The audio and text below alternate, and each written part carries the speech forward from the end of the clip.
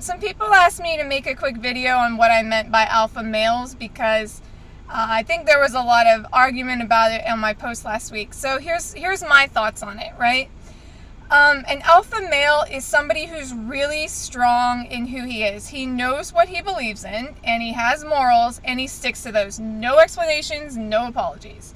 So a good example of that would be years ago when I was doing online dating, I would ask men who they were voting for because it would tell me kind of a lot of things in one question. And the guys that were like, oh, that doesn't matter, I would just unmatch, because it does matter, and it matters a lot to me to be with someone who knows where they stand and who actually cares about things. So I would respect somebody more being on the opposite side of me but still having their reasons and thought behind that than someone who's just kind of wish-wash, does whatever, to please people. So an alpha male, he just does what's right for him. I'll also say that online, these guys get to the point right away. So instead of asking me like a lot of mundane questions or trying to ask me how my day is going for 2 weeks, they'll just say, hey, do you like this place? Let's go there. And I'm like, all right. Because for me, like, that works. I do small talk all day long. I'm a commission-only salesperson. I definitely don't need to have small talk with countless men online. It's boring. So they get right to the point, and then we go out, and that's that. So then we'll go out, and they will treat me a little bit more, what's the word? I don't know a good word for this, but they kind of just subtly claim ownership over you when you're on the date. So you go into the restaurant, they'll be the one to talk to the host. You'll get seated, they'll sit a little bit closer to you, like you would if you were their girlfriend. And it's not in a way, like, none of the things they do physically are pushy, but they're a little bit more familiar than you would with like a work colleague or a stranger.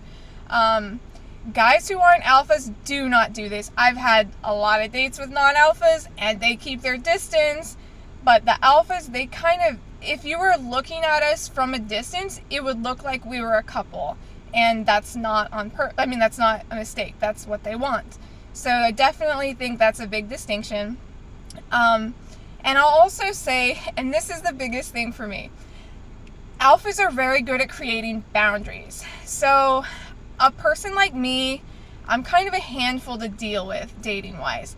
I just seem to get myself into trouble. I don't mean to, but I just do. So they notice that right away, and they create boundaries that are good, that are positive for me, and this is why I need this in my life. So a good example would be if I'm at a party with somebody who's an alpha, and I've already had a few glasses of wine, and I tell him to go get me another glass of wine, he'll either ignore me or he'll bring me a glass of water.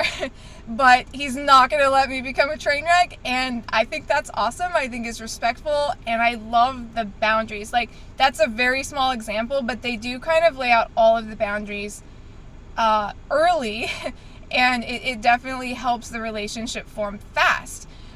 So those are my thoughts on being an alpha. Notice that I didn't say anything about how the guy looks or how much money he makes, because I've seen alphas have lots and lots of girlfriends that they're not hot, and they don't make sometimes any money, but they still like have all the ladies. So I don't think those things are key. I hope this helps. Talk to you later.